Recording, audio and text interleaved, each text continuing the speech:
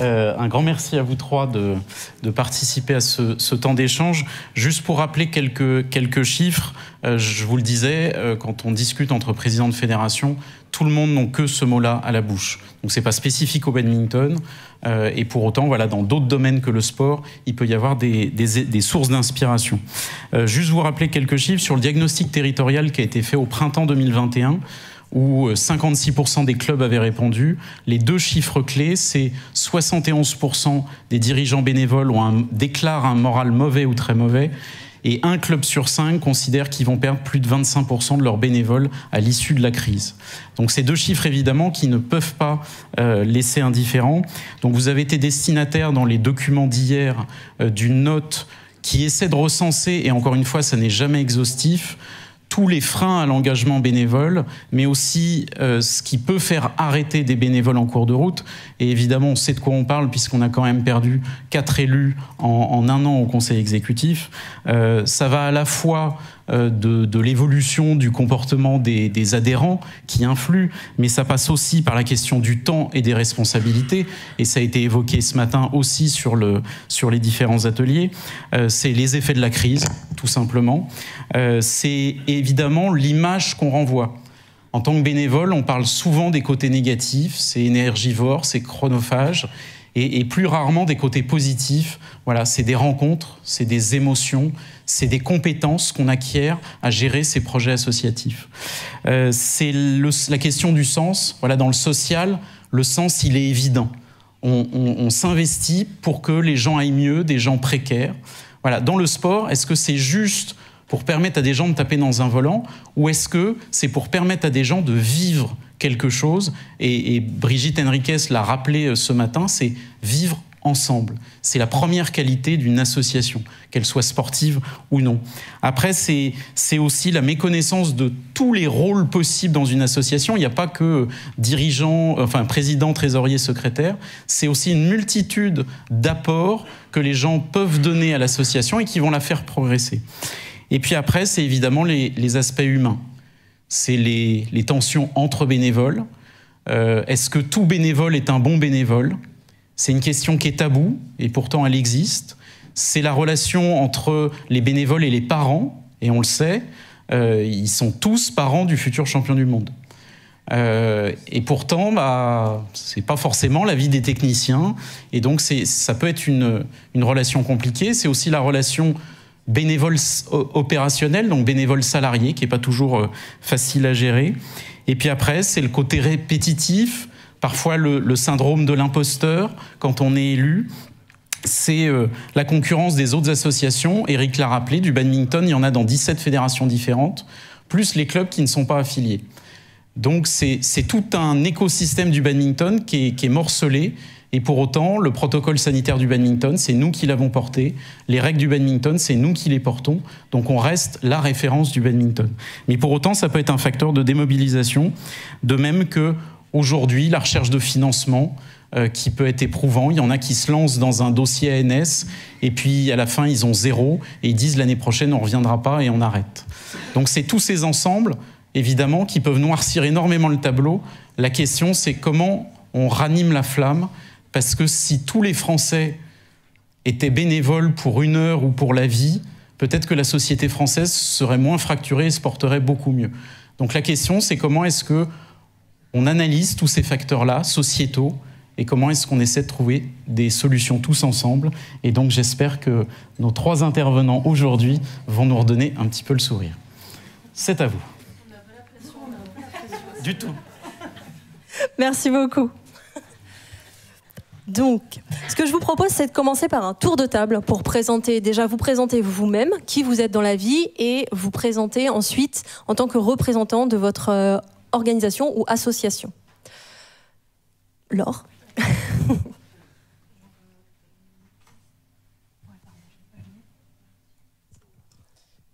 Vous m'entendez? Oui.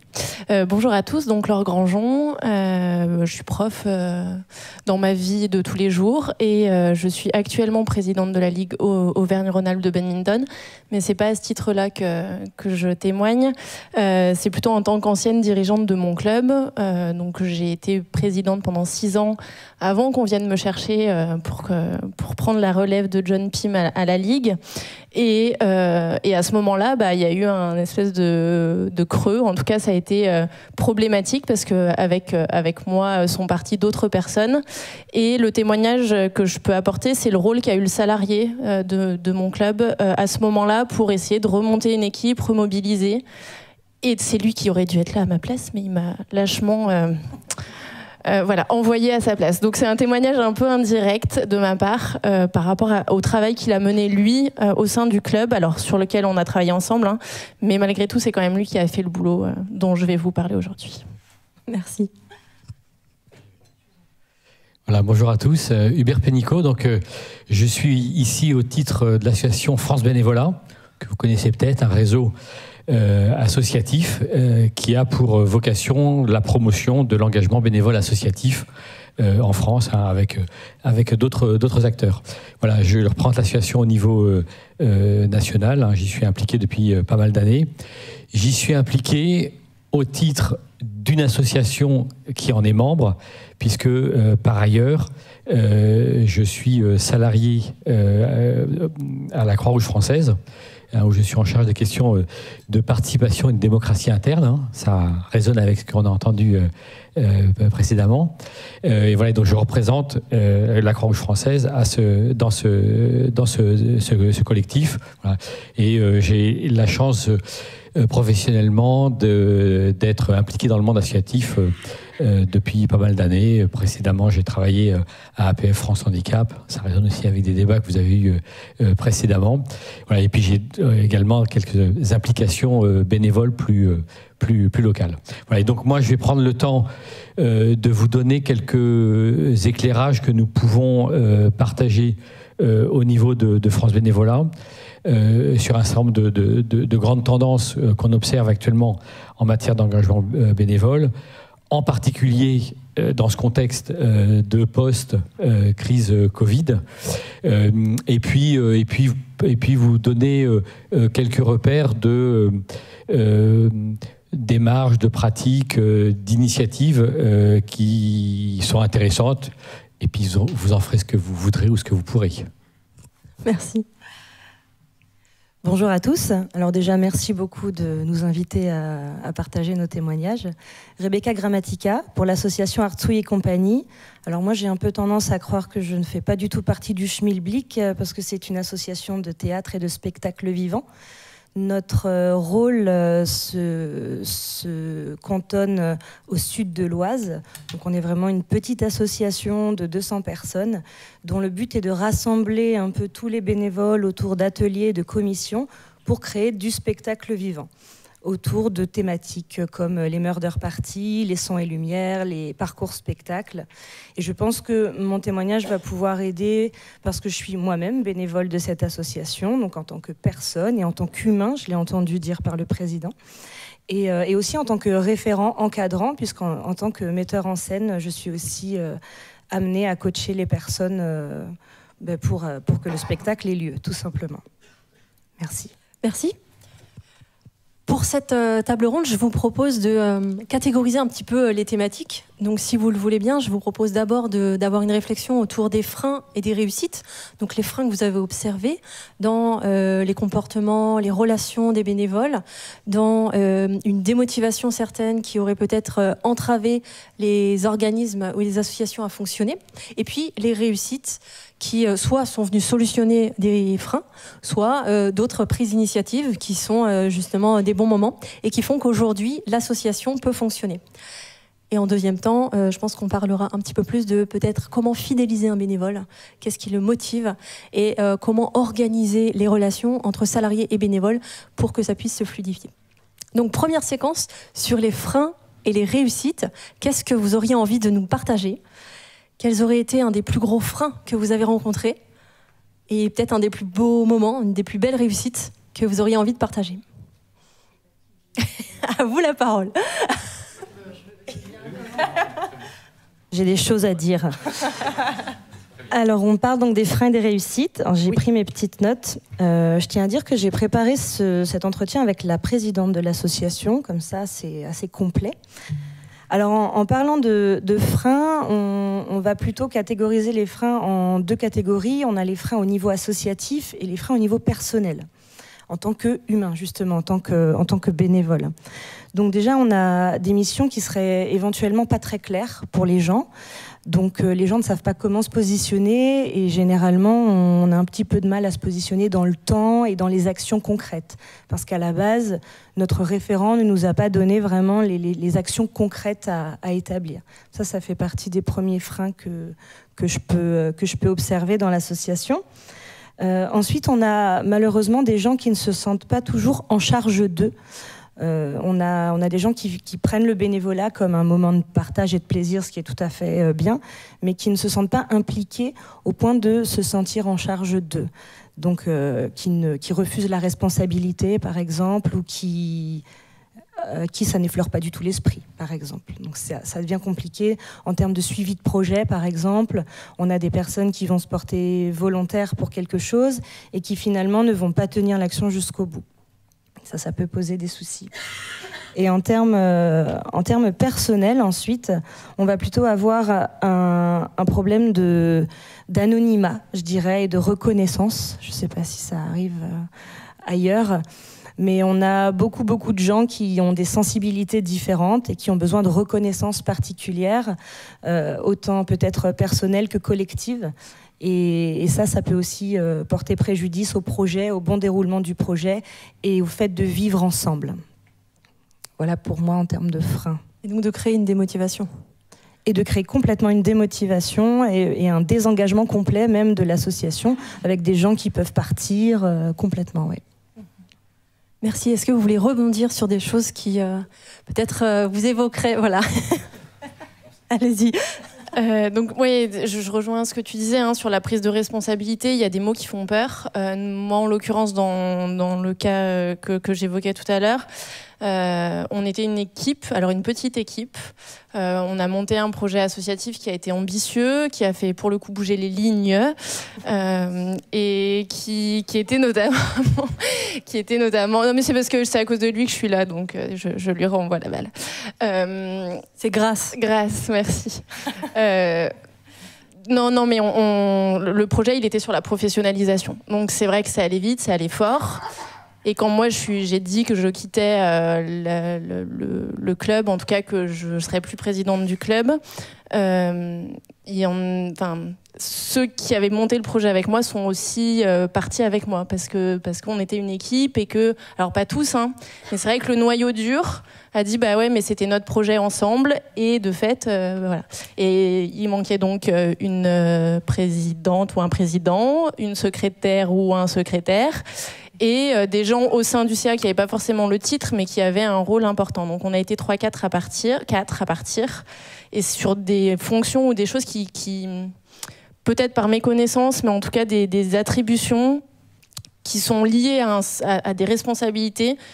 Ouais, moi je veux bien aider, mais aider pas plus qu'1 heure, pas avec pas trop de responsabilité. Donc cette notion de responsabilité, je trouve qu'elle était importante. Et puis, alors notre projet, c'était de professionnaliser. Le revers de la médaille, c'est que parfois, l'adhérent lambda va se dire bah, y a un pro, c'est bon, pas besoin de bénévoles. Donc ça a pu être le revers de la médaille. On verra qu'on a réussi, je pense, à complètement inverser la tendance au niveau du club, à faire au contraire que le salarié, c'est vraiment celui qui fédère, celui qui motive, celui qui va chercher les bénévoles. Donc on a réussi, mais malgré tout, ça peut être un frein de se dire oui, bah, sur l'encadrement des jeunes, typiquement, bah oui, mais il y a des créneaux jeunes, très bien, mais il y a un pro, plus besoin d'aller trouver des bénévoles pour encadrer les jeunes.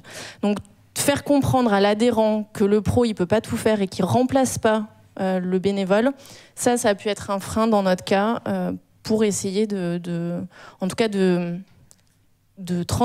pérenniser l'emploi. Tout ce qui a été création de l'emploi, ça a été la première équipe qui l'a porté, c'est-à-dire ce dont je vous parlais tout à l'heure. Il faut le pérenniser et ça, c'était pas forcément évident. Merci. Très bien, merci pour ces deux premières interventions, qui, moi, je trouve, donnent bien une vision très, très terrain, mais assez claire des freins. Du coup, je voudrais rebondir et puis apporter quelques éclairages un peu plus généraux. Là, je prends mon statut d'acteur national. Je voudrais dire deux, trois choses, et puis ça apportera certainement des remarques et des questions dans un second temps. Mais je voudrais d'abord dire que sur ces questions d'engagement et de bénévolat, il y a beaucoup d'idées reçues. Et du coup, c'est intéressant d'essayer de décrypter tout ça et puis de déconstruire quelques idées reçues. Première chose, par exemple, le bénévolat, l'engagement bénévole dans notre pays se porte pas trop mal. Qu'est-ce que ça veut dire ? Se porte pas trop mal, voilà. Donc c'est déjà important de se le dire. Pour autant, il y a plein de situations extrêmement diverses. Alors quand je dis se porte pas trop mal, c'est que sur ces 15 dernières années, globalement, l'engagement bénévole progresse dans la société. En particulier, il progresse chez les jeunes, alors qu'il a tendance à diminuer chez les plus anciens. Voilà. Donc ça, c'est déjà une idée reçue qu'il faut arriver à déconstruire. Hein. Et ce qui est important de noter, c'est que, en fait, on est dans un moment où il y a une expression très forte d'envie d'agir, qui est exprimée notamment chez les jeunes. Hein. Quand je dis les jeunes, c'est jusqu'à 35-40 ans.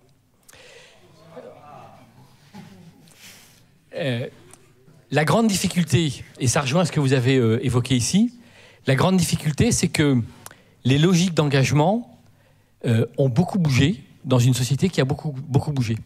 Et aujourd'hui, on a beaucoup d'associations qui ne sont pas tellement en disposition, parfois en capacité, d'accueillir des envies d'agir qui peuvent être de plus en plus diverses dans les motivations et avec aussi des attentes qui peuvent être de plus en plus diverses sur les modalités d'engagement que les gens peuvent exprimer. Et donc, du coup, la première chose que je voudrais vous dire, c'est qu'aujourd'hui, l'observation que l'on fait vraiment assez transversale dans beaucoup de réseaux associatifs, c'est que cette demande est assez dynamique et que du coup, effectivement, il appartient en premier lieu aux associations d'arriver effectivement à bouger pour répondre à cette demande. C'est pas ce qu'on aurait dit il y a 15 ans. Il y a 15 ans, on avait un problème de demande. C'est ça que je veux qu'on pointe sur l'analyse qu'on peut porter aujourd'hui. Donc aujourd'hui, le frein, ce serait plutôt peut-être une organisation des associations pour pouvoir justement répondre au mieux à ces demandes. Oui. Alors en fait, et pour prolonger, la difficulté et qu'on rencontre tous, hein, tout ce que vous avez évoqué, je le vois bien par rapport au sport, mais on le voit dans beaucoup d'associations. La première difficulté, c'est qu'il y a une diversité de plus en plus forte d'attentes que j'exprimais tout à l'heure. Pour faire très simple, pendant très longtemps, les associations, et j'imagine que dans le sport c'était un petit peu la même situation, les associations, elles mobilisaient des bénévoles et ils constituaient une grande famille. Grosso modo, on était dedans ou on était dehors. Aujourd'hui, c'est plus le cas. La plupart des associations, elles ont encore un réseau important. Le noyau s'est un peu resserré. Et autour de ce noyau, il y a plein de cercles concentriques de personnes qui ont envie de s'impliquer, mais qui vont avoir une proximité plus ou moins importante par rapport à ce noyau, qui pourront s'en rapprocher ou qui pourront s'en éloigner. Et du coup, pour les associations, c'est plus compliqué d'animer un réseau avec des gens qui ont une proximité, qui ont une adhésion, au sens premier du terme, qui peut être plus lâche qu'elle n'était il y a encore 20 ou 25 ans, encore une fois, où on était dedans, où on était dehors. Voilà.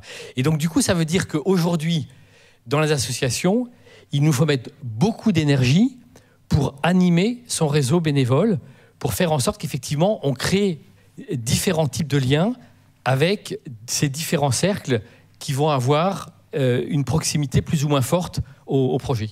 Je vois Laure et Rebecca qui hochent de la tête. Donc voilà, si vous voulez intervenir, n'hésitez pas. Merci. Oui, ça me fait réagir ce que vous dites parce qu'effectivement, il a été évoqué que le bénévolat, c'est un temps. Et c'est un temps qui s'ajoute au temps professionnel et au temps personnel. C'est un autre temps. C'est pas un temps qu'on inclut dans le temps personnel, finalement.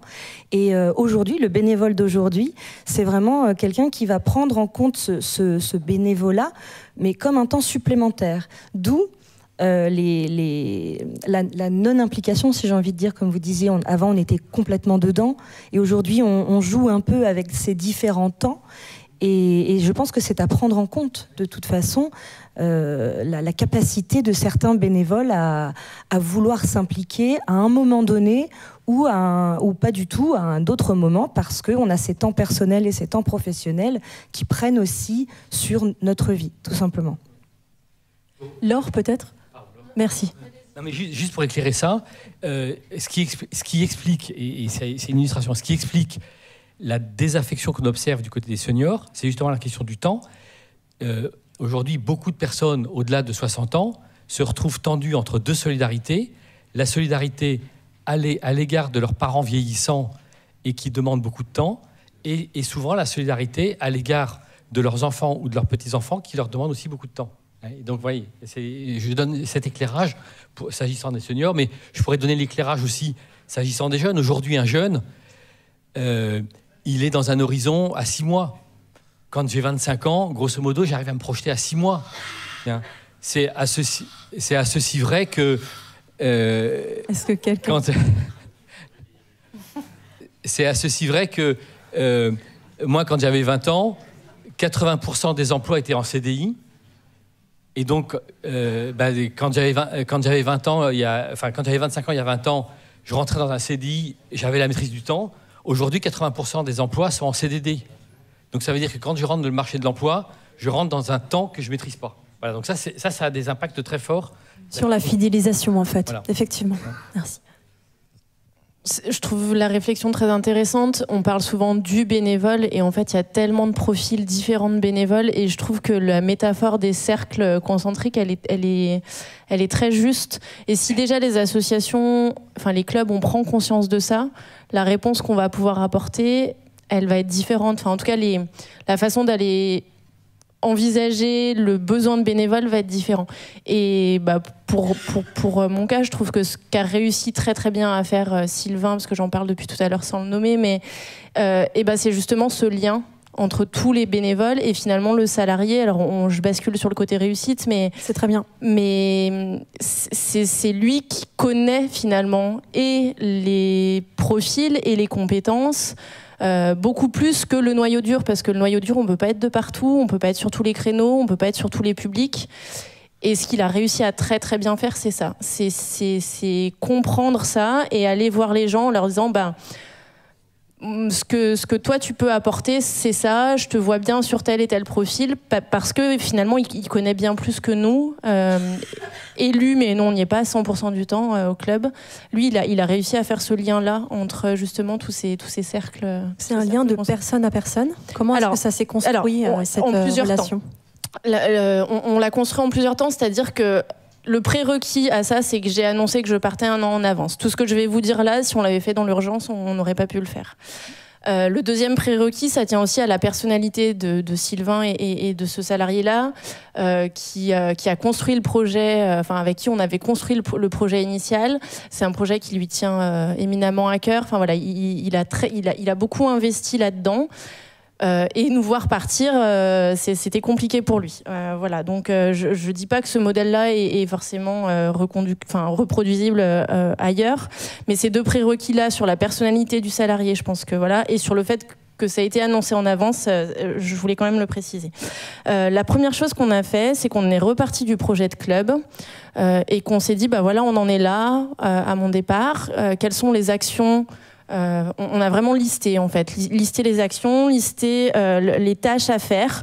On a essayé de de façon presque exagérée de décloisonner en fait les tâches pour pouvoir justement proposer à des personnes qui voulaient venir 1 heure dans la semaine mais pas plus, d'avoir quelque chose à leur proposer. Donc il a mené, mais on avait commencé ensemble et après c'est lui qui a poursuivi. On a profité de la période de confinement pour faire ça. Vraiment les tâches indispensables, les tâches importantes, hiérarchisées, etc. Donc ça a été un premier travail. On a essayé de mettre des fiches actions en place par rapport à ça et surtout d'estimer le temps que ça demandait pour pouvoir aller voir quelqu'un en lui disant ça durerait, enfin ça demanderait à peu près ce temps-là pour pouvoir justement sur le temps avoir quelque chose de très précis à proposer. Il a construit suite à ça, il avait le temps, il travaillait peu ou pas. Il a construit tout un rétro-planning des tâches par commission. Et pour l'anecdote, il a changé le terme de commission en terme d'équipe. Parce que ce qui l'attristait dans la situation précédente, c'est que finalement, on était censé être un CA nombreux et que petit à petit, de 12, on est passé à 4 personnes vraiment moteurs. Et lui, il a beaucoup insisté dans son discours sur le côté équipe et je pense que ça a rassuré vraiment. Donc ça, c'était la première partie. Et la deuxième partie, c'est qu'il est allé chercher les gens. Et on s'est posé la question tous les deux de se dire, est-ce que c'est toi qui le fais? Est-ce que c'est moi? Est-ce qu'on se partage la tâche? Et je lui ai dit, mais Sylvain, tu sais, les gens, là, en ce moment, ils se disent, Laure, elle part, comment on va faire? Je lui dis, c'est toi, en fait, qui reste. Et c'est toi qui vas pouvoir les rassurer. Moi, je vais pouvoir leur dire, mais vous inquiétez pas, ceci, mais j'aurais pas la crédibilité, j'aurais pas la légitimité de leur dire, vous inquiétez pas, ça va bien se passer. Lui, il avait ce côté-là de dire, ben moi, je vais assurer la continuité. Et du coup, c'est lui qui est allé chercher. Alors, on a réfléchi ensemble. Hein, il avait pressenti des gens que moi je connaissais pas parce que c'était des loisirs ou des gens qui n'étaient pas forcément investis dans le club de façon très visible. Et il est allé les chercher, alors beaucoup par téléphone parce qu'on n'avait pas le droit de se voir, mais dès qu'on a pu, il est aussi allé à la rencontre des gens. Et je crois que c'est vraiment ce qui a fait la différence. Aller chercher les gens en direct, en leur proposant quelque chose. Voilà. C'était pas viens pour être bénévole au club. C'était je pense que tu pourrais apporter quelque chose sur telle mission. Et après, c'était dans la discussion. Bah non, moi l'encadrement, ça me dit pas trop. Par contre, enfin voilà, ça s'est fait dans ces 2 temps-là. Et dans les arguments qui ont vraiment compté, je crois que donc c'est cette notion d'équipe et puis la liberté de gestion du temps. Le fait qu'on ait dit c'est 1 heure par semaine à peu près, par exemple. Et qu'on disait, c'est pas fixe, vous pourrez l'organiser comme vous voulez. Ça, pour certains qui se sentaient pas capables ça a fait basculer de ouais, j'aimerais bien, mais je suis pas sûre que je vais pouvoir y arriver, j'y vais. Voilà. Merci. Est-ce que Rebecca, dans le monde du théâtre, tu peux réagir par rapport à cette organisation, à cet attrait qu'ont les bénévoles à venir ou est-ce qu'on doit aller les chercher aussi par rapport à certaines compétences? Bien sûr. Ça va faire écho à ce que tu disais. Et du coup, je rebascule sur les réussites. Nous, ce qu'on a réussi à mettre en place dans notre petite association de 200 personnes seulement, c'est que... Qui fait un son et lumière tout de même tous les 2 ans ou 4 ans. Un son et lumière tous les 4 ans, qui appelle 3000 spectateurs par an. Mais bon, c'est quand même... on n'est que 200. C'est que justement pour toucher un maximum de monde et remettre la motivation et l'humain au cœur de l'action bénévole, c'est que justement il a fallu faire venir des référents, enfin les faire venir, les désigner ou les élire, qui soient garants de la parole de l'association en général, du président, de la présidente en l'occurrence et du CA, et qui soit garant du bien-être du bénévole. Et c'est comme ça qu'on a fait plusieurs ateliers, plusieurs commissions. Or, c'est des ateliers en lien avec le spectacle. Hein. On a l'art du cirque, on a la couture, voilà, tous ces petits pôles-là qui sont mis ensemble bout à bout pour faire justement du spectacle vivant. Et bien, dans ces pôles-là, nous avons chacun un référent, et le référent a vraiment un rôle de lien, comme tu le disais, entre la hiérarchie de l'association, la parole de l'association et le bénévole qui justement partage son temps. Et pour que tout le monde s'y retrouve, on a dû jouer avec ça. Donc ces bénévoles-là qui sont référents, donc qui sont aussi bénévoles, ce sont des bénévoles auxquels on se permet de demander un peu plus. Donc ce sera une réunion WhatsApp par-ci par-là, la réunion hebdomadaire pour caler toutes les actions à mener tout au sein de la semaine pour encadrer justement les bénévoles. Je ne sais pas si j'ai répondu correctement à la question. Je pense que oui. D'accord, merci. Est-ce qu'Hubert, tu veux amener quelque chose? Après, je propose à la salle, si vous avez une ou deux questions, de prendre une ou deux questions. Alors, pour prolonger par rapport à ces deux expériences vécues, vous dire que, et c'est important de l'avoir en tête, à peu près 2/3 des bénévoles disent, dans tous les sondages qu'on est amené à faire, toutes les études qu'on est amené à faire, disent « Moi, je suis devenu bénévole parce que mon cousin, ma voisine, mon collègue m'a fait une proposition à un moment donné. » Voilà, 2/3. Hein. Réfléchissez comment vous êtes arrivé là où vous êtes. Hein. Donc, c'est important d'avoir ça en tête, hein, parce qu'effectivement, dans une dynamique d'engagement bénévole, la question d'être proposant, elle est juste essentielle. Hein. Au pire, on va essuyer un refus. Mais quoi qu'il en soit, si une personne, elle est sollicitée une première fois, puis elle est sollicitée une deuxième fois, puis elle est sollicitée une troisième fois, si on sent qu'elle a des compétences, à un moment donné, elle va se dire il y a un truc, et puis c'est ça qui va nourrir, et puis qui va être le déclencheur. Voilà. Donc se dire, cette question-là, elle est juste essentielle, et donc effectivement, il faut être en capacité de comprendre, savoir un petit peu les missions, les projets que l'on peut proposer. Beaucoup d'associations aujourd'hui, sur ce fondement-là, travaillent sur la logique du vivier, c'est-à-dire que en se disant, et je reprends l'idée de mes cercles, en se disant, eh bien, il faut qu'on arrive à entretenir, à nourrir un vivier de personnes qu'on va être en capacité de solliciter de façon plus ou moins permanente, régulière, etc. Et le fait d'entretenir un vivier, eh bien, fait que du coup, on entretient aussi une logique d'engagement, une logique de sollicitation, une logique d'implication. Voilà, pour prolonger, et puis après on prendra les questions, vous dire que sur la question des ressorts, hein, de ce qui fonctionne bien, on pourrait y passer des heures. Je voudrais juste vous donner une petite clé que nous on utilise à France Bénévolat, un petit moyen mnémotechnique assez simple. C'est l'idée que le bénévolat, c'est un plus. Et dans plus, il y a 4 lettres. 4 lettres comme plaisir, lien, utilité et sens. Et donc, un des enjeux, hein, c'est effectivement de faire en sorte que la dynamique de bénévolat au sein de l'association, eh bien, elle nourrisse ces 4 dimensions. Et on comprend vite qu'il y a un petit challenge de faire en sorte de tenir ces 4 dimensions. Mais c'est juste essentiel d'arriver à travailler sur ces 4 dimensions. Hein. Et ça doit se faire dans des logiques collectives, hein, que vous avez très bien évoquées. Juste pour terminer, il faut se rappeler que dans une association, le but du jeu, c'est pas de faire. Le but du jeu, c'est pas de décider. Le but du jeu, c'est pas d'agir. Le but du jeu, c'est de faire ensemble, de décider ensemble, d'agir ensemble. Et du coup, tout l'art, c'est de mettre de l'énergie sur ce machin ensemble. Hein, agir ensemble, décider ensemble. Et il faut mettre de l'énergie pour effectivement que cette logique collective, eh bien, elle embarque les individus, elle embarque les engagements. Merci. J'ai vu une main se lever tout à l'heure pour une question. Ouais. Alors, la question, elle sera sur deux thèmes, on va dire. J'ai entendu tout à l'heure que vous disiez que le bénévole en France se porte bien. Est-ce qu'on sait faire le distinguo entre la partie sportive et, on va dire, autres associations? Parce que moi, de mon point de vue, j'ai pas l'impression que côté sportif, ça se porte super bien. Après, c'est peut-être qu'un point de vue extérieur.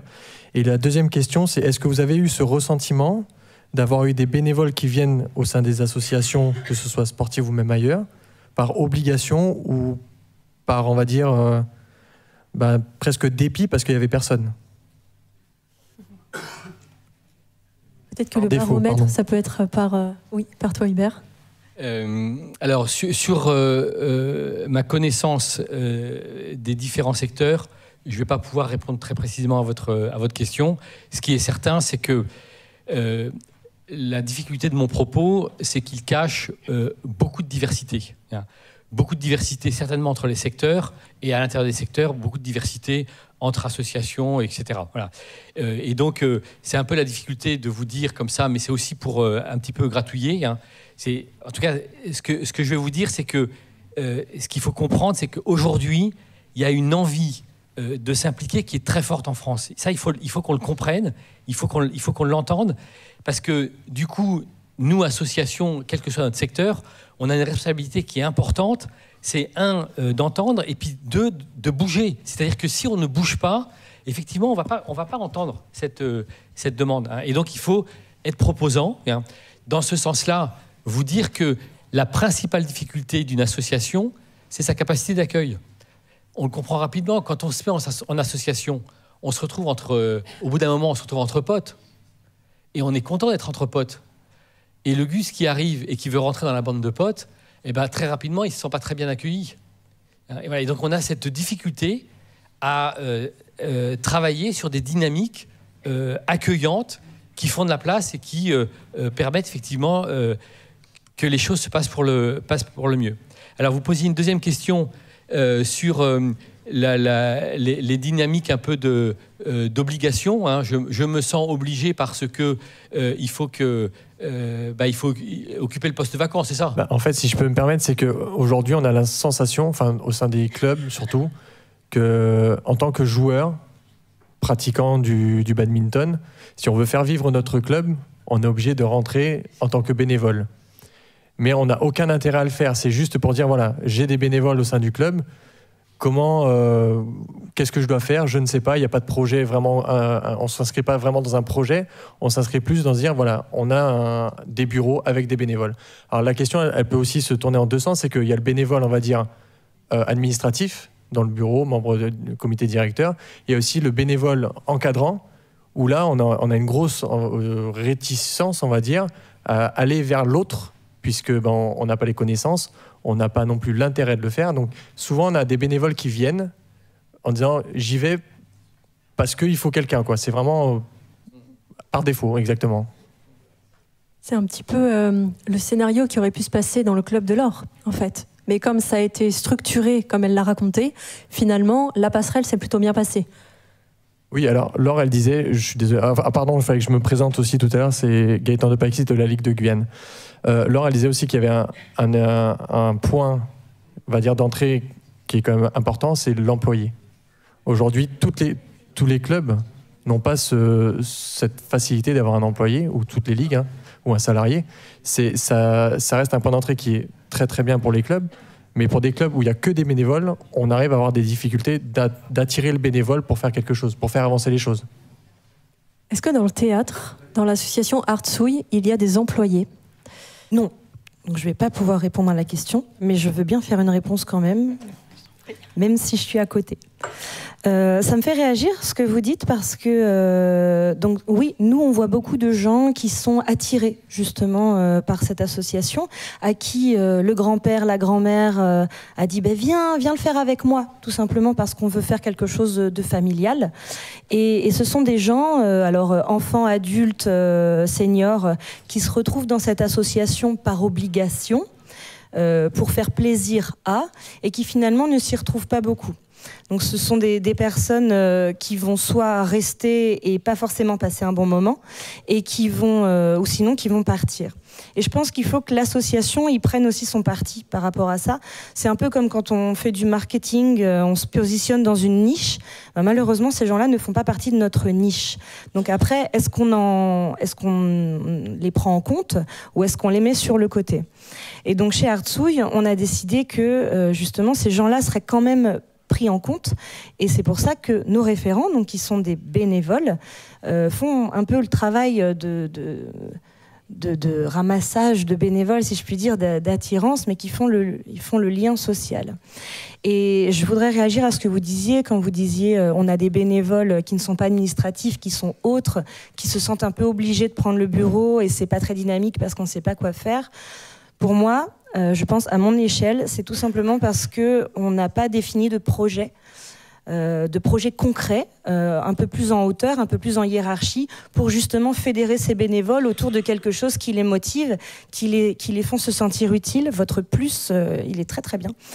Qui les font se sentir utiles et qui les font se sentir en appartenance à quelque chose. Et c'est là où, pour moi, je pense qu'il y aurait peut-être quelque chose à faire de ce côté-là. Il y a peut-être un rebond que tu peux faire directement, Laure, avec l'organisation salariée et bénévole. Oui, et alors je voulais quand même dire que au départ, avant qu'on embauche Sylvain, ce qui a permis de faire venir du monde à mes côtés, c'était justement le projet. C'est-à-dire que, alors oui, le projet, il était tourné vers la professionnalisation, mais finalement, si ça avait été un projet tourné vers, je sais pas, une école de jeunes ou enfin, peu importe en fait, ça aurait été possible aussi. C'est-à-dire que toute la démarche qu'on a menée avec Sylvain de calibrage, de liste des tâches, de rétro-planning, il peut marcher même sans salarié. Voilà, ça c'était la petite précision que je voulais faire. Oui, après effectivement, c'est là en l'occurrence dans le témoignage que j'apporte, la place de Sylvain, elle a été essentielle. Et c'est pour ça qu'on m'a demandé de venir. Donc je veux pas trop sortir de ce cadre-là. Pourquoi elle a été essentielle ? Parce que je le disais tout à l'heure, c'est celui qui connaît le mieux la diversité des adhérents, sans les connaître forcément tous. Il a un regard qui est transversal sur tout ce que le club propose et tout ce que le club est. Il est en plus une personne de confiance. Il a la confiance et des adhérents et de ceux qui gravitent autour des adhérents, parce qu'il n'est pas allé chercher que des joueurs du club, il est aussi allé chercher des parents de gamins qui venaient 3-4 fois par semaine parce qu'on est club Avenir et qu'en fait ils étaient tout le temps là, et que le discours de leur dire vous êtes là en fait, voilà, utiliser ce temps-là pour finalement transformer un peu un temps d'attente en temps de construction et d'action. Il a rassuré aussi ce que je disais tout à l'heure, c'est-à-dire que lui restait dans le projet, lui restait dans le club, donc il a permis ce lien-là, et il a su avoir ce discours très rassurant autour de cette notion d'équipe. Donc oui, il a été essentiel, mais je veux pas qu'on croie qu'on réussit à mobiliser des bénévoles que s'il y a un salarié. Enfin, moi, c'est le témoignage que j'apporte aujourd'hui, mais il y a à piocher là-dedans, en fait, à mon avis, un process qui peut être reproduit aussi sans salarié. Hubert, et je crois qu'après on avait une question en salle, ouais. C'est ça. Oui. Ouais. Moi j'avais juste une intervention. Alors oui, Jean-Claude Arnoux, Pays de la Loire. Voilà. Donc il y a 2 questions, pardon. Voilà. C'était juste, je ne sais pas si on parle chez les sportifs de haut niveau de morphotype, voilà, pour travailler la performance, etc. Je ne sais pas si les bénévoles, on parle de morphotype ou d'un profil type du bénévole. Mais moi, je pense que c'est une question aujourd'hui qui est essentielle, de savoir qui est ou qui sera le bénévole de demain. Aujourd'hui, quand on parle de bénévole, moi, je fais une distinction entre celui qui donne un coup de main et le bénévole. Pour moi, ce n'est pas la même chose. Parce que dans la notion de bénévolat, il y a la notion d'engagement sur la durée. Et après, il y a aussi cette notion de... Quand je suis dirigeant, moi, je suis président de club, par exemple, j'ai un certain nombre de bénévoles, j'ai envie d'avoir confiance en eux. C'est-à-dire, on leur confie des missions, ils ont pris des responsabilités, et il faut que ces responsabilités et ces missions, elles aillent au bout. Donc, il y a cette notion de confiance qui est forte. Aujourd'hui, quand on se pose la question du bénévole d'aujourd'hui, du bénévole de demain, souvent, on se heurte parfois, et vous l'avez dit dans les différentes interventions, à une population à des bénévoles qui ne sont plus les bénévoles d'autrefois. Nous, on va se considérer, je pense qu'il y en a quelques-uns dans la salle, des dinosaures, où on est depuis 30, 40 ans dans la même association. On a une notion de l'engagement ou d'espèce de conscience associative qui fait qu'on va au bout, on lâche pas. Aujourd'hui, on est face à des bénévoles qui peuvent lâcher du jour au lendemain, qui peuvent dire non, finalement là je peux pas, j'ai un truc à côté, voilà. Et je pense qu'aujourd'hui, pour répondre à la question est-ce que le bénévolat il va bien, oui, il y a autant de monde qui sont pratiquement, on a fait les études dans notre département, il y a pratiquement autant de bénévoles qu'avant, ça n'a pas baissé. mais c'est la notion de l'engagement lui-même qui a baissé et qui nous contraint à dire que ça va pas bien aujourd'hui. Parce que avoir des gens qui sont là pour un coup de main sur du temporaire ou du court, oui, c'est utile, naturellement. Mais nous, ce qui est important quand on travaille le bénévolat, c'est d'avoir des bénévoles sur qui on peut compter sur un temps long, avec une certaine envie ou conscience, j'allais dire conscience professionnelle. On pourrait presque dire ça pour le bénévole, pour savoir que il va s'impliquer, il va pas faire défaut, il va durer. Et là, je pense qu'on peut être inquiet sur ces profils-là. Alors après, je vais pas jeter la pierre aux jeunes générations, parce qu'on leur a tellement dit qu'aujourd'hui, il fallait être mobile, et qu'ils sont mobiles. Je pense que ça rejoint beaucoup la notion de projet qu'il faut définir et la notion d'estimation de temps, effectivement, et de charge et responsabilité. Allez-y. Du coup, ça me fait réagir et ça recoupe une question qui a été posée en préambule. Le bénévole est-il un bon bénévole et y a-t-il un profil de bénévole ? De mon point de vue, je pense que toute personne qui veut s'engager dans une action de bénévolat est un bon bénévole. Maintenant, c'est aussi, je pense, à l'association et au club d'accepter les types de bénévolat, tout type de bénévolat. Parce que qui vous dit qu'un bénévole qui vient juste donner un coup de main ne sera pas finalement un référent de demain et quelqu'un qui s'engagera plus avant parce qu'il a passé un bon moment, parce qu'il a été valorisé, et voilà, tout simplement.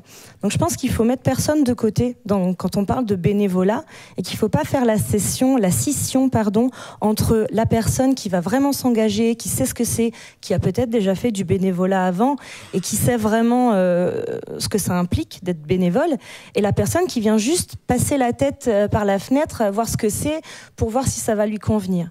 Parce qu'encore une fois, ces gens-là qui viennent une fois de temps en temps, déjà ce sont des gens qui donnent un coup de main, donc ça soulage aussi une partie des équipes.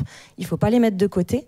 Et en plus, ça peut être des gens qui, au fur et à mesure, en apprenant à les connaître, en apprenant à connaître leur personnalité, leur niveau d'engagement et leur niveau d'envie d'engagement, vont aussi pouvoir mettre un pied, puis deux pieds, puis le corps entier dans le club, si je puis dire. Pour prolonger, après, pardon. Non, c'est juste pour dire, oui. Hubert, oui. Après, il y a une question là-bas depuis assez longtemps, et ensuite, monsieur avec la chemise bleue. Pour prolonger, pour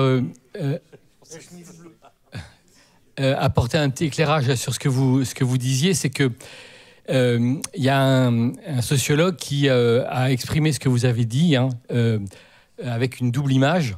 Et la double image, c'est que, pour faire rapide, on est passé d'un bénévole timbre à un bénévole post-it. Et donc, vous voyez, le bénévole timbre, il est scotché à l'association dans laquelle il rentre, et puis il va être scotché. Et le bénévole post-it, on voit bien l'idée qu'il y a derrière. La question, c'est de savoir de débattre de ces deux modèles. Pour beaucoup de personnes, l'analyse est de dire, eh bien, en fait, le bénévole post-it, il est mieux dans son époque, et peut-être que c'est une logique qui est plus à maturité que le bénévole timbre. Parce que, encore une fois, c'est plus en phase avec ce qu'est la réalité de la société. Et puis parce que le monde est tel qu'il est, c'est-à-dire qu'effectivement, cette question de la mobilité qui fait qu'on n'est plus, comme on l'était, attaché à un lieu, parce que les logiques d'engagement dans nos sociétés ne sont plus attachées à des idéologies au sens très large du terme. Pendant très longtemps, les logiques associatives, elles s'enracinaient sur des appartenances qui pouvaient être philosophiques, politiques, religieuses. On voit bien qu'aujourd'hui, il y a beaucoup de ces structurations de la société qui n'ont plus la même place qu'autrefois. Et du coup, tout ça a bougé. Et donc, on est plus dans une logique d'engagement post-it. Et quand on regarde ce qui se passe dans la jeune génération qui l'incarne parfaitement, eh bien, on se rend compte qu'il y a des engagements qui sont incroyables. Et qu'aujourd'hui, tous les travaux de sociologie qui sont faits sur la question de l'engagement, ils nous invitent à regarder ce qui se passe dans la jeune génération, dans sa capacité justement à s'engager. Sur d'autres repères, sur d'autres modèles que les générations passées, mais dans lesquelles on ne peut décemment pas dire il y a un engagement qui est supérieur à un autre. C'est des logiques qui sont différentes et il nous appartient du coup de composer avec ces nouvelles logiques. Voilà. C'est une vraie difficulté pour les associations, notamment quand elles sont encore sur ce modèle que j'évoquais tout à l'heure. Et c'est là qui est un petit peu le challenge pour beaucoup d'associations, c'est d'arriver à sortir d'un modèle un peu fermé. Merci. Monsieur ? Oui, juste deux, trois chiffres par rapport. Paul-André Tramier. Est-ce que vous pouvez vous présenter, s'il vous plaît ? Paul-André Tramier, donc le prêt. Ça s'améliore. J'avais juste 2-3 chiffres quand même qui seraient intéressants à poser. Il y a en France 2 bénévoles sur 5. 2 bénévoles sur 5.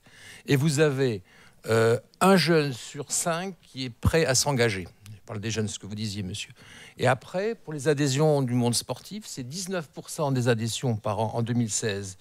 On est 2 fois plus nombreux, même 3 fois plus nombreux que la culture, le social... Est-ce que vous pouvez parler dans le micro, le sanitaire, etc. Alors, je disais que les adhésions au monde associatif en 2016, le sport représentait 19% de ces adhésions. Soit à minima 2 fois plus nombreux que la culture, que le social, que le sanitaire et que le reste. Donc tout ça pour vous dire que la volonté d'adhérer au mouvement sportif est fort et on ne le fait pas assez savoir. On est toujours en train d'un peu pleurer alors que d'autres sont plus forts que nous pour l'affirmer. Et alors un autre élément qui paraît important, c'est le lien du bénévolat par rapport au territoire. On s'aperçoit que la diagonale, ce qu'on appelle du désert, qui part, alors on va être gentil, et qui... Qu'est-ce qu'elle a dit ? On appelle ça diagonale désert de manière plus simple, qui part d'en haut, de l'Aisne, du Grand Est, et qui descend pratiquement à la Nouvelle-Aquitaine. Et là, on s'aperçoit que le nombre de bénévoles est nettement inférieur par rapport à d'autres régions plus favorisées en quelque sorte. Et ça, c'est un élément important. On pourrait penser que ce serait l'inverse. Mais là, il y a un souci de développement du bénévolat. Merci pour ces éléments. Donc, monsieur, oui. à la chemise bleue. Pierre Châtelier, Ligue de Normandie. Donc, moi, sans être dans un optimisme béat, je vous rejoins effectivement pour dire qu'aujourd'hui, le bénévolat, il se développe. Il faut voir, aujourd'hui, il se crée, enfin si vous prenez la presse nationale, il se crée des associations tous les jours. Dans mon village, il y a 20 ans, il y avait une association. Aujourd'hui, il y en a 6.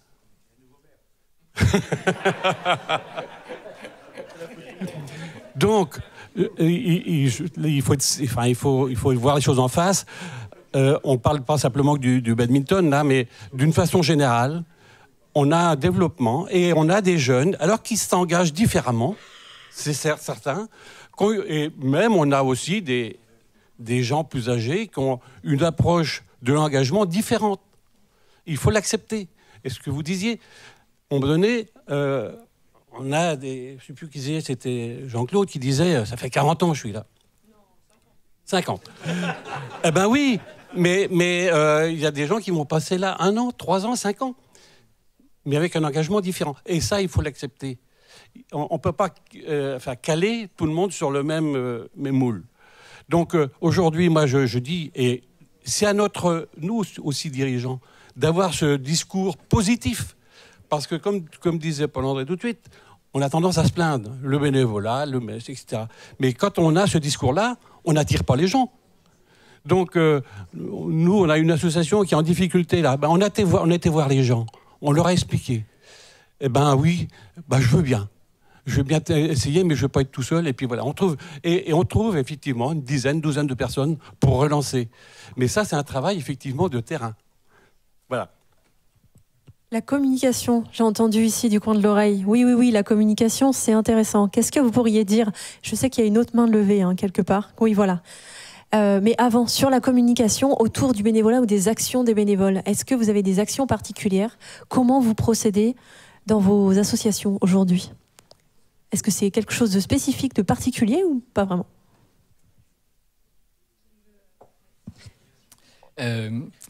Alors, je vais un petit peu botter en touche, mais pour y revenir.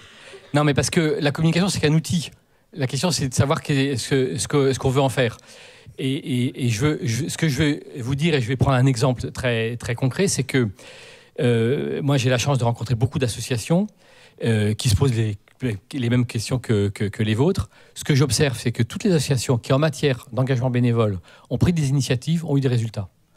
Pas toujours exactement à la hauteur de leur espérance, mais elles ont toutes eu des résultats.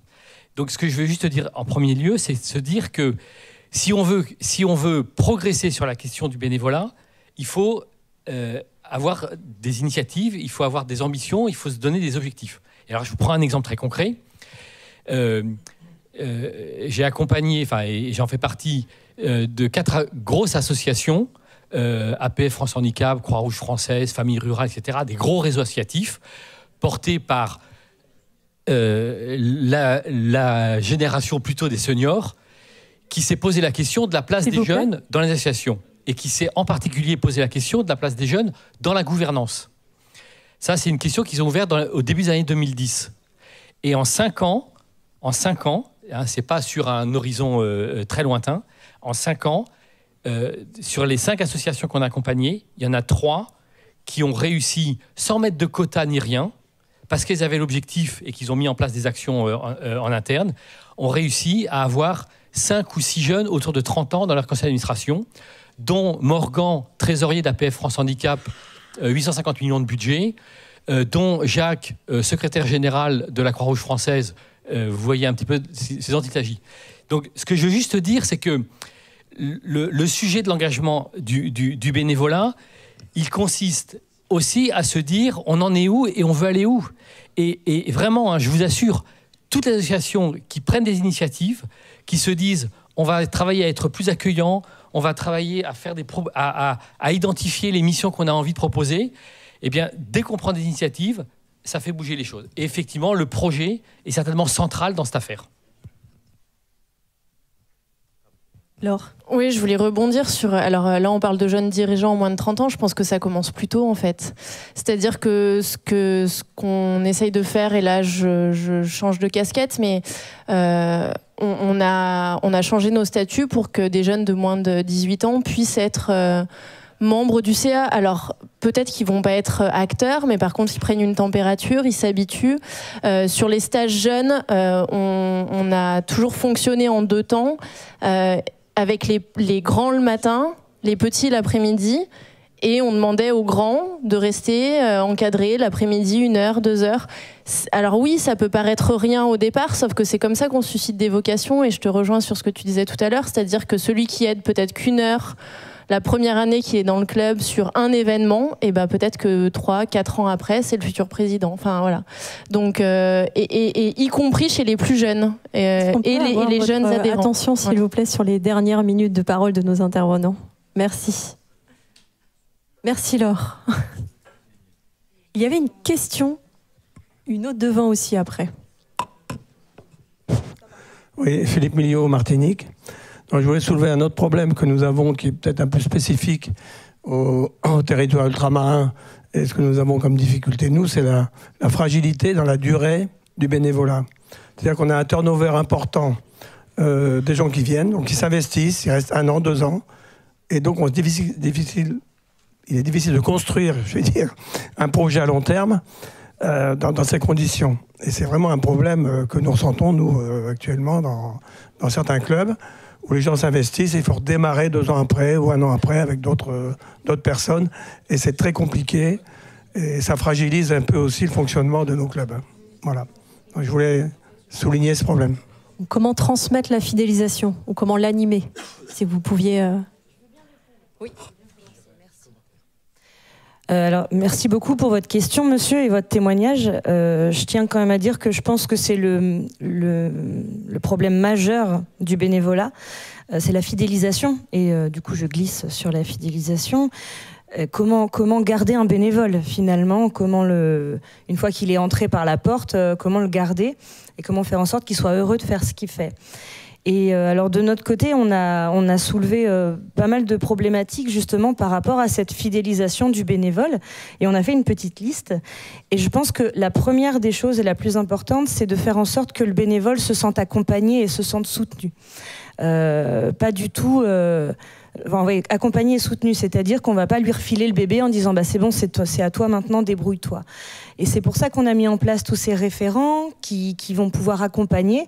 Et on a aussi, nous, de notre côté, fait des groupes, et des groupes dans les groupes. C'est-à-dire que prenons la mise en scène, par exemple. Donc je parle pour moi, mais ça va créer une image.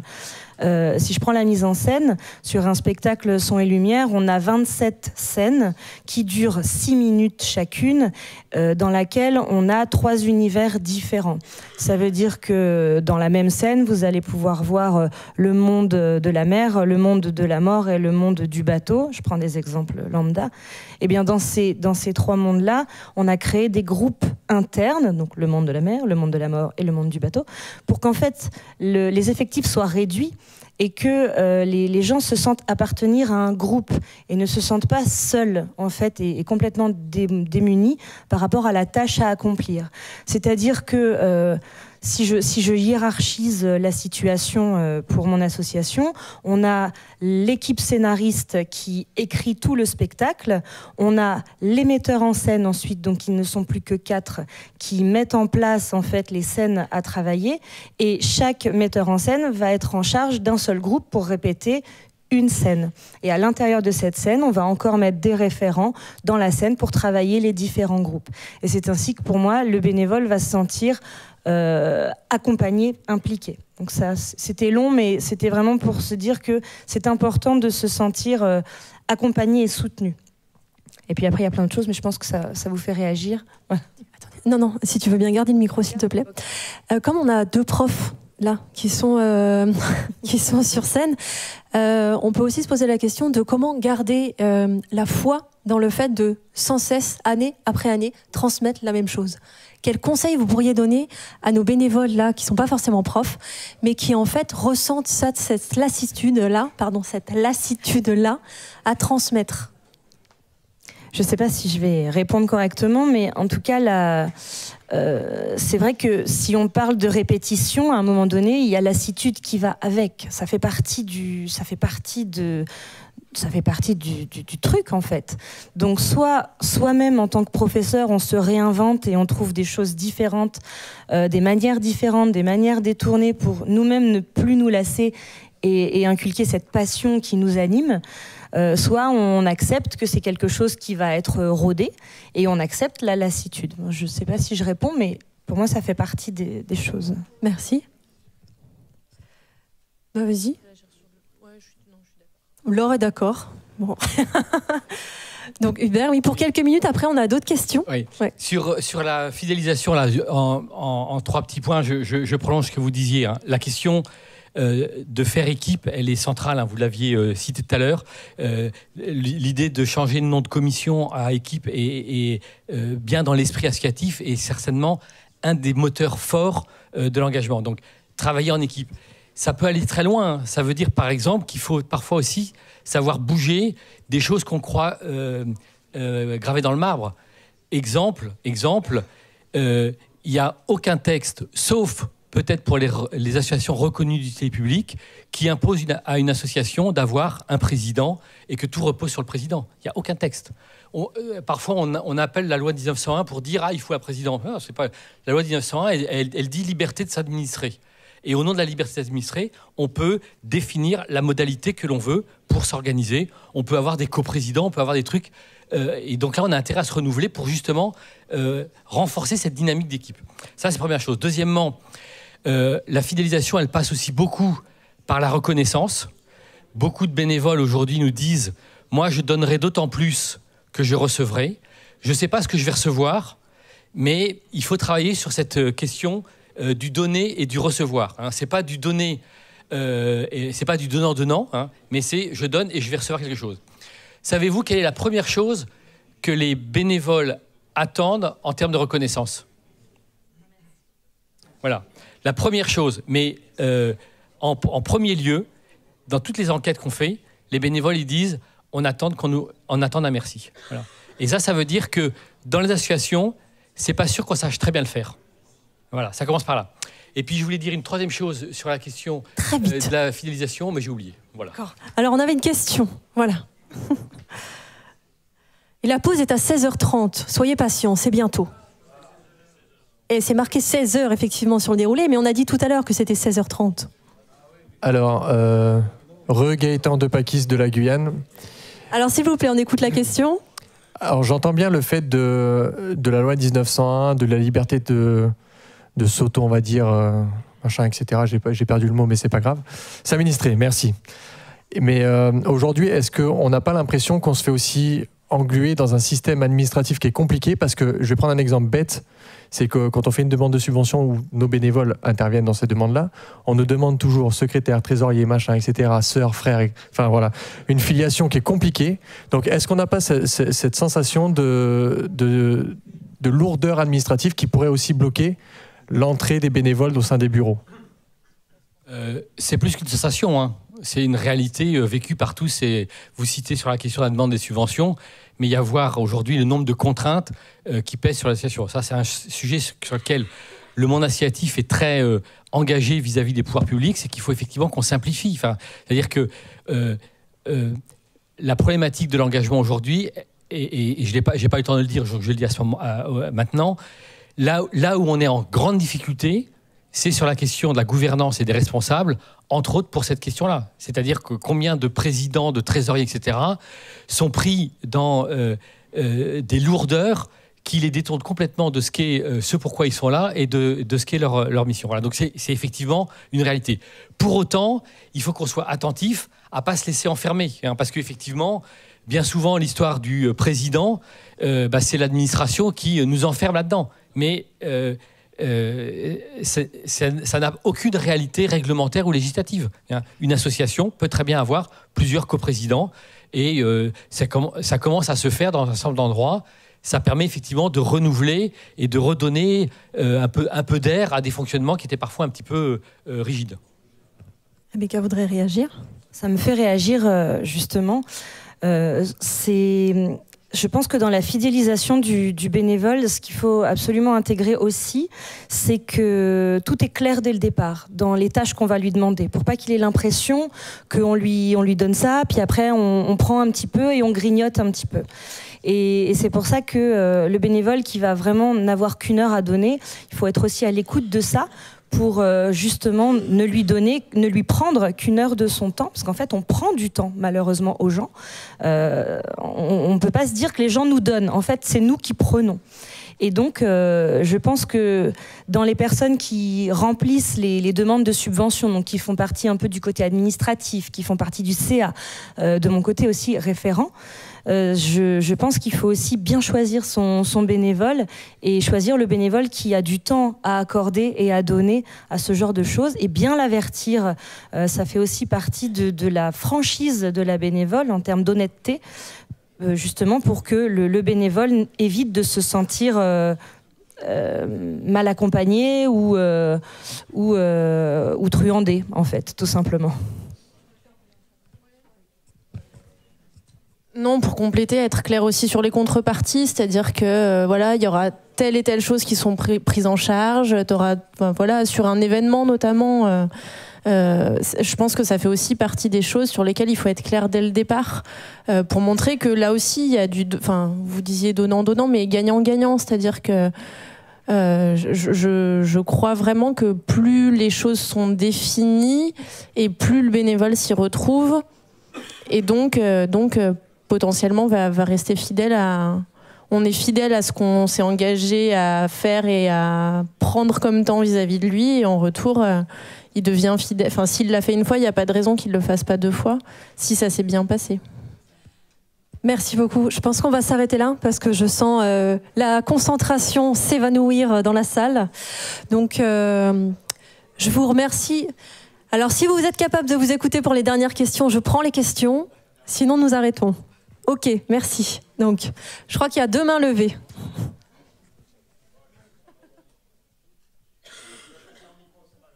Il arrive. Oui, bonjour à tous, Cédric Paca. Moi, j'aimerais faire une petite remarque, ce n'est pas une question. Je pense qu'il y a plusieurs niveaux de bénévolat et celui qui m'inquiète le plus, c'est le bénévole dirigeant qui disparaît. Et ce qui m'inquiète encore plus, et là en PACA, je peux vous donner plein d'exemples, c'est le dirigeant bénévole employeur. Celui-là, il est en train de disparaître parce que beaucoup de gens se disent « mais qu'est-ce que je vais aller faire à m'occuper d'une association avec des problèmes de RH ?» Donc Laure, elle a une chance extraordinaire. Je veux bien l'embaucher si elle me donne son numéro. Mais ouais. Je suis assez fort pour ça, mais je peux y arriver. Là, mais ouais, non, c'est ça qui m'inquiète. C'est ce que je vois sur mon territoire. Là, j'ai entendu un président de Ligue dire « j'ai pas de trésorier ». Ah, moi, ça m'inquiète. Je trouve que c'est ça qui peut poser un gros problème au niveau de notre activité. Et là, j'aurais aimé même une réponse fédérale à ça, parce que là, on dépasse encore le simple fait du bénévolat. On est sur des gens d'engagement, là. Et là, ils n'y sont plus. Il y en a de moins en moins. Voilà, c'est tout. Merci. La question est notée, du coup. Merci. Mais moi, au niveau de l'intervention, je rejoins, parce que c'est par rapport à ce que j'ai dit tout à l'heure. Moi, j'ai bien aimé l'expression bénévole timbre et bénévole post-it. Maintenant, je pense qu'aujourd'hui, et là où je rejoins Cédric, voilà, c'est que tout notre travail aujourd'hui, c'est de faire en sorte que la colle sous le post-it, elle soit assez forte, pour que le post-it, il s'envole pas trop vite. Et je pense que le débat aujourd'hui, il est là, parce que, effectivement, quand je disais tout à l'heure, il faut pas se tromper sur ce que j'ai dit en disant les gens qui viennent filer un coup de main sur un dimanche, tout ça, on en a besoin, et je les apprécie. Je suis le premier on va dire, à en solliciter un certain nombre pour mes organisations. Mais il faut se méfier, et je l'ai entendu se dire, on leur donne la main, le bras, l'épaule, puis après on est entier dedans. Les bénévoles, ils ont trop entendu ça, ils n'ont pas trop envie de ça, donc ils se méfient quand même, donc il faut faire attention. Nous, si je prends l'exemple de mon club, on a ciblé des missions uniques. Organiser telle compétition ou telle manifestation, et que ça dans l'année. Et on leur demande rien d'autre. Ils savent qu'ils ont un objectif, ils ont une mission à faire, elle sera au mois de février, ils peuvent s'y préparer dès le mois de septembre. Ils n'ont que ça. Et ils n'auront rien d'autre de demander de l'année.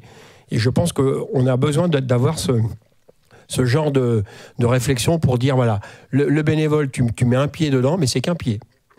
Voilà. Après, l'engagement bénévole, de toute façon, c'est une histoire d'éducation, de fibre, on l'a ou on ne l'a pas. Dire qu'on va chercher des bénévoles, moi je dis que c'est un peu trompeur, c'est-à-dire que c'est le bénévole qui vient. Même si c'est l'opportunité, des fois on tombe sur quelqu'un, on va le chercher, mais il était prêt à venir. Et ça, c'est difficile à expliquer, mais c'est toute une éducation qui font qu'à un moment donné, on sait qu'on va donner du temps.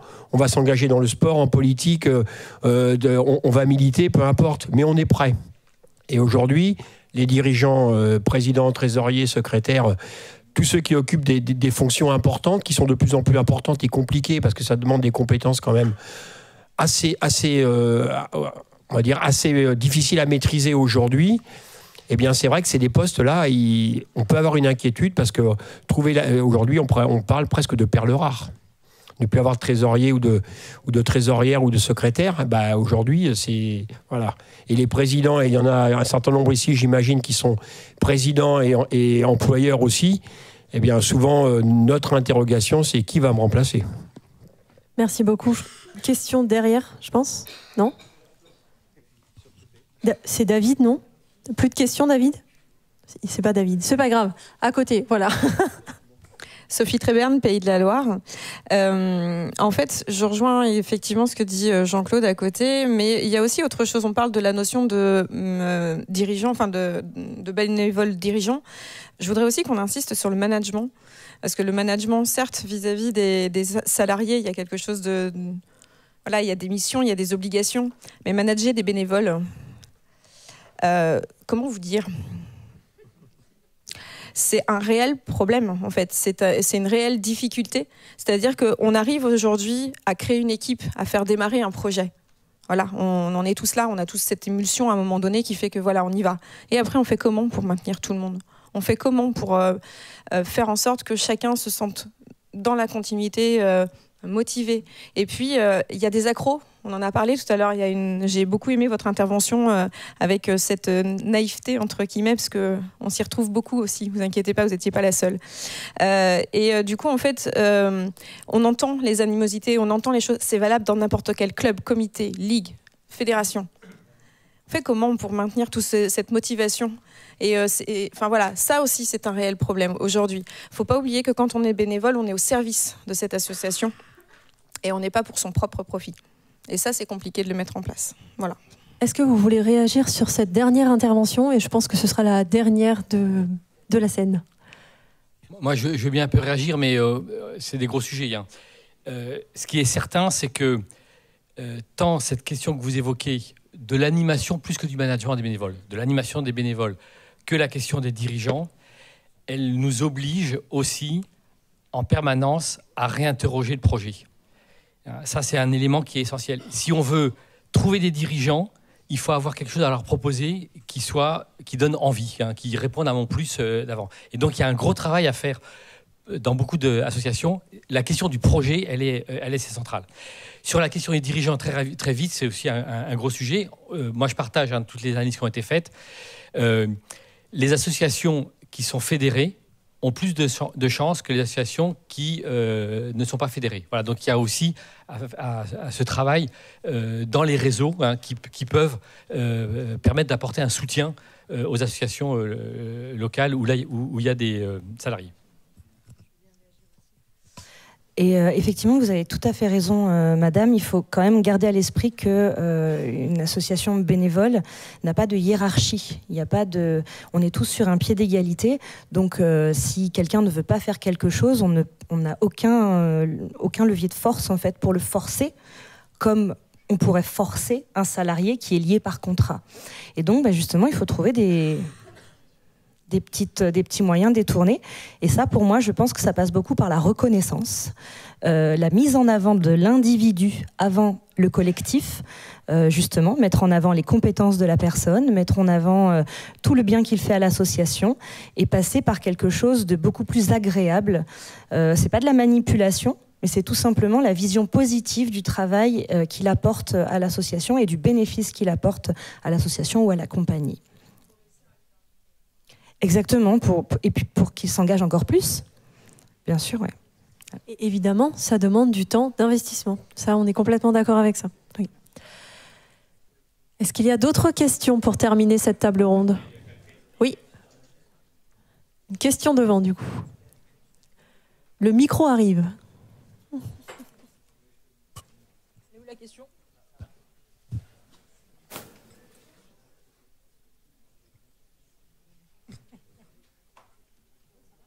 Oui, ça marche. Bonjour, Catherine Pratt, donc d'Auvergne-Rhône-Alpes. Plus qu'une question, c'est une réaction, c'est-à-dire qu'en écoutant les témoignages des trois personnes qui sont devant nous, mais aussi les réactions de derrière, pour moi, il y a quelque chose d'évident, c'est que le témoignage de Laure, c'était face à une situation de crise. Et le reste, finalement, c'est comment est-ce qu'on arrive à faire fonctionner la machine comme ça le reste du temps. Il faut quand même rester dans cette idée qu'on vient de vivre une petite crise, quand même. Je pense que tout le monde l'aura constaté. Et donc, on est tous à se dire, là, c'est difficile, on n'arrive pas à les mobiliser, on n'en a plus, on les a perdus. Mais en fait, on vient de passer 2 années, quand même. C'est un peu normal. Je veux dire, il y a un moment, il faut ouvrir les yeux sur ce qu'on vient de vivre. Donc, réellement, on se retrouve dans la situation que le Club de l'Or a vécue, c'est-à-dire qu'il y a une rupture. Et donc, on est dans la phase de reconstruction. Ce qu'elle décrit et qu'elle a vécu avec Sylvain, c'est comment est-ce qu'ils ont fait pour relancer la machine. Plus que de dire il faut inventer, entre guillemets, des bénévoles, etc. Non, ils existent. Moi, je pense que le terreau, il existe et qu'il existe dans notre pays, réellement. Mais oui, il va falloir trouver l'engrais, faire le bon arrosage et puis donner l'envie. Et ça... Voilà, on en est tous au même stade, que ce soit au niveau de la fédération, au niveau de nos ligues, de nos comités, de nos clubs, on en est là. C'est pas du tout qu'il n'y a pas de l'envie, qu'il n'y a pas des compétences, qu'il n'y a pas finalement tout ce qu'il faut. C'est que là, on sort d'une situation très difficile. Ce matin, Johan nous disait, vous n'êtes pas nombreux. Oui, mais pourquoi ? Est-ce qu'on s'est interrogé nous-mêmes ? Est-ce que ça n'a pas été difficile pour chacun d'entre nous, là, de partir ? partir pendant un week-end, on a perdu l'habitude. Donc, il faut qu'on la reprenne, cette habitude-là. Et je pense que les réflexions qu'on doit avoir entre nous, là, le monde fédéral, parce qu'on a la chance, effectivement, d'être dans une fédération, ça j'en suis intimement convaincue, parce qu'on peut avoir un travail commun et on peut être soutien les uns des autres, c'est de se dire comment on fait là, maintenant, pour réinventer peut-être le bénévole, parce que oui, peut-être qu'on a plus des post-it, mais on a un exemple ici, nous, on a un délégué, il était au CA, il l'est plus, mais il est président d'une fédération. Donc, ça prouve bien que le post-it, il est allé se poser ailleurs et que, mine de rien, il continue son boulot pour le sport. Donc, tant mieux, on est quand même gagnant. Voilà. Tout à fait. Merci beaucoup pour ce message encourageant. Je peux dire juste Allez, Hubert, un tout petit mot. La dernière. Non, mais vous avez raison de rappeler un petit peu le contexte, parce qu'il est quand même pas banal. On a observé, on vient de faire un baromètre là, tout récemment, on a observé qu'il y a effectivement une chute du taux d'engagement qui est juste normal. Le taux d'engagement a été de 24% en France, il est tombé à 20%. On craignait qu'il soit plus bas. Voilà, donc ça c'est première chose. Et deuxième chose que je veux vous dire, c'est qu'à France Bénévolat, avec un gros réseau d'associations, de grosses associations, on a travaillé sur cette question-là, c'est-à-dire comment on prend la mesure de ce qu'on a vécu et comment on analyse ce qu'on a vécu, qui est très différent d'une association à l'autre, d'un secteur à l'autre, et comment on arrive à rebondir. Et donc, je pourrais vous le faire passer. Hein. On vient de sortir, qu'on a amélioré là, sur ces 6 derniers mois, un petit document, un petit guide de réflexion et pour passer à l'action qui s'appelle « Un nouvel élan pour le bénévolat » qui répond exactement à ce que vous disiez ici. Super, merci beaucoup. On peut les applaudir bien fort. Merci beaucoup à tous les trois.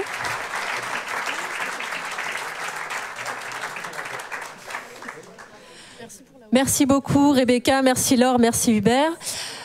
La pause est maintenant sonnée, vous avez 15 minutes et on se retrouve dans l'amphi pour la suite des festivités. 15 minutes.